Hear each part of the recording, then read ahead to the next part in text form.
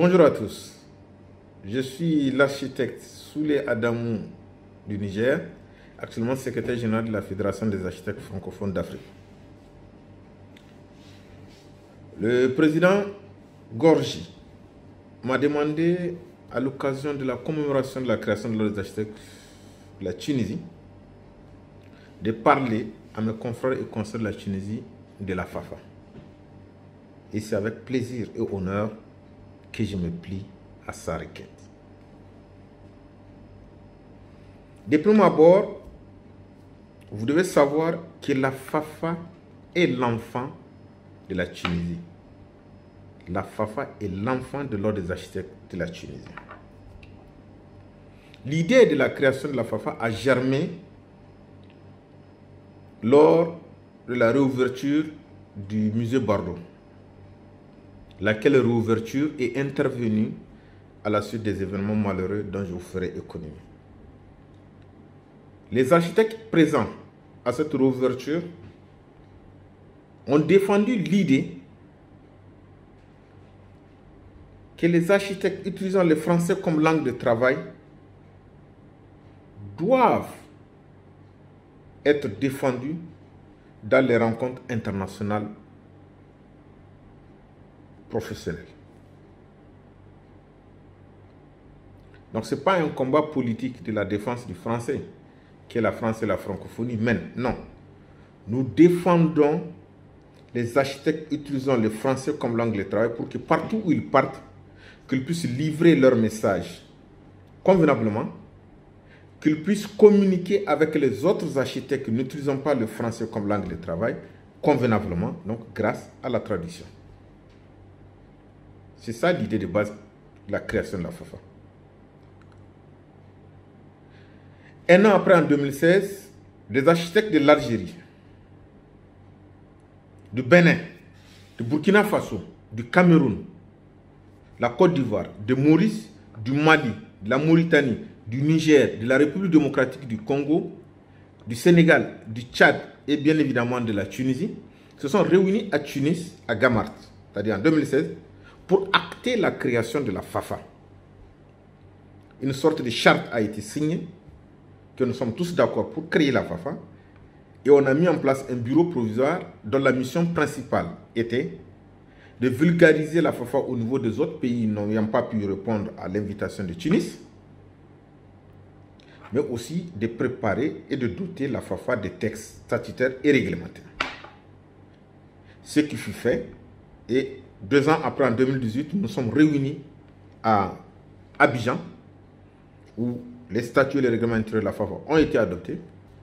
Un bureau a été mis en place pour un mandat de 3 ans, présidé par l'architecte Sénabou Yolande Doucouré de la Côte d'Ivoire. J'ai été élu au poste de secrétaire général. Michel Rosemond a été élu au poste de secrétaire général adjoint. Monsieur Conan a été élu au poste de trésorier de la Côte d'Ivoire. Monsieur Gilbert Ntumba du RDC a été élu comme son adjoint.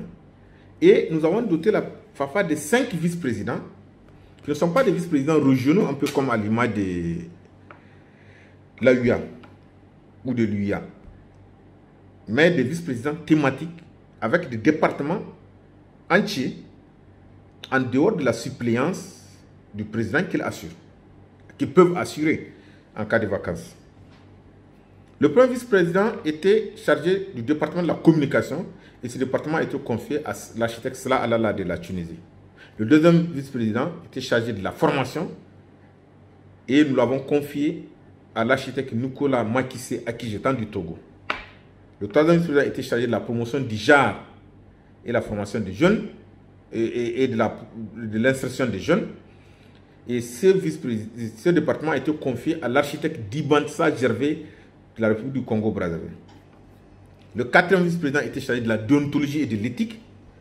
Et ce département est confié à l'architecte Alain Gilbert Kouala du Burkina Faso. Et enfin, le cinquième département chargé des relations internationales a été confié à Aïssatou Diagne du Sénégal. Lors de ces assises d'Abidjan, le siège de la FAFA qui était provisoirement à Tunis a été transféré au Bénin, en République du Bénin. A été transféré à Cotonou, autant pour moi, à République du Bénin. Nous sommes actuellement en phase de formalité d'accréditation pour que nous puissions donc bénéficier pleinement en tant qu'organisation internationale des avantages de notre établissement au Bénin. C'est un processus qui est encore en cours, qui n'est pas encore fini. Bien évidemment, vous allez me dire que tout ça pourquoi? Pour juste défendre les architectes francophones? Non. Chemin faisant, on a étoffé la mission de la FAFA. Donc, entre autres, c'est d'affirmer l'architecture comme expression de la culture. Et qui dit culture dit peuple, qui dit peuple dit diversité. Et c'est l'un des chevaux de bataille, de la francophonie. Le deuxième objectif, c'était de promouvoir la formation des architectes francophones. Parce que nous avons quand même une spécificité par rapport aux architectes, à la tradition anglo-saxonne de la formation de l'architecture. Il faut faire la promotion de la formation donc, des architectes francophones. Le troisième objectif, c'est de permettre aux associations professionnelles, parce que ce que j'ai omis peut-être de vous dire, c'est que pour être membre de la FAFA, il faut être un ordre ou une association d'architectes reconnue par votre pays francophone ou membre de la francophonie. Donc, il faut que la FAFA puisse permettre, pour aider ces associations-là dans leur combat, en tant qu'institution supranationale, donc grande, lorsqu'elles ont des problèmes avec leur gouvernement. C'est aussi une mission de la FAFA. L'autre mission de la FAFA, c'est de vulgariser les activités que toutes les organisations professionnelles, donc toutes ces sections membres, font. C'est à la FAFA de faire la publicité, de dire que, bon, écoutez, l'Ordre des architectes de Tunisie organise telle rencontre à tel moment, l'Ordre des architectes de la RDC fait ça, à tel truc, pour permettre donc d'avoir la meilleure affluence qu'il faut avec toute la diversité qu'il faut. L'objectif aussi de la FAFA, c'est de permettre, bien évidemment, d'intervenir et d'influer et de peser sur le débat de l'urbanisation, de l'urbanisme harmonieux. Qui dit urbanisme harmonieux dit la prise en compte de l'urbanisation galopante, parce que les architectes disent que d'ici 2050, plus de la moitié de la population de l'Afrique subsaharienne vivra en ville. C'est un défi majeur. Ces gens-là, il faut préparer leur arrivée. Il faut leur préparer des terrains, de logements décents, des services de base, pour faciliter le transport parce que les villes vont grandir, ainsi de suite. Et tout cela dans le respect de l'environnement, bien évidemment, des défis environnementaux. Donc la FAFA se donne comme objectif de peser dans le débat intellectuel du nouvel urbanisme ou du nouvel ordre urbanistique. Et bien évidemment, le dernier objectif, qui est beaucoup plus à l'échelle humaine, parce que la FAFA, c'est d'abord une aventure humaine, indépendamment du fait qu'elle regroupe les sections membres des organisations professionnelles, c'est d'abord une aventure humaine. Et la FAFA se doit de faciliter la circulation des architectes utilisant le français comme langue de travail partout où ils vont. Donc, de mettre ces architectes-là en réseau. Lorsqu'un architecte tunisien ou algérien se déplace en RDC, la FAFA doit pouvoir l'aider à trouver un vis-à-vis là-bas avec qui il va pouvoir travailler convenablement. C'est aussi l'un des objectifs, qui est le dernier objectif donc, de la FAFA. Pour vous autres architectes tunisiens, qu'est-ce que la FAFA représente? D'abord les chiffres.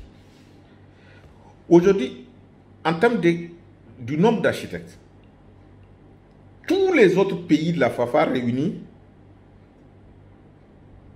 ne valent pas le nombre d'architectes de la Tunisie.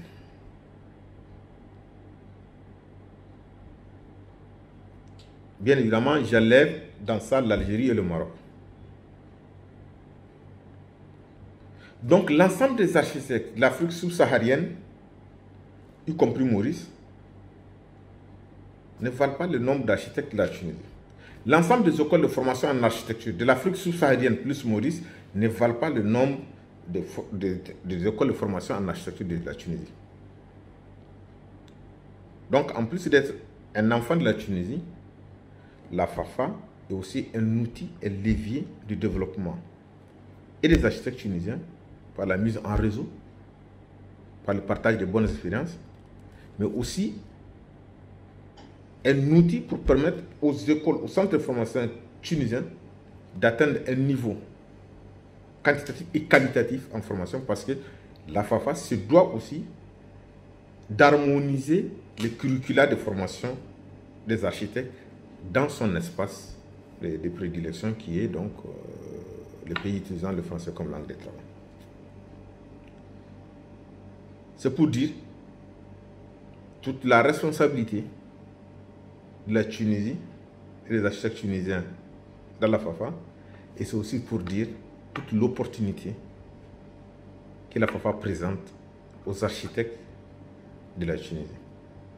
C'est sur ces notes d'espoir que je voulais dire encore une fois de plus, bonne commémoration et bonne fête à tous nos confrères et consoeurs de la Tunisie.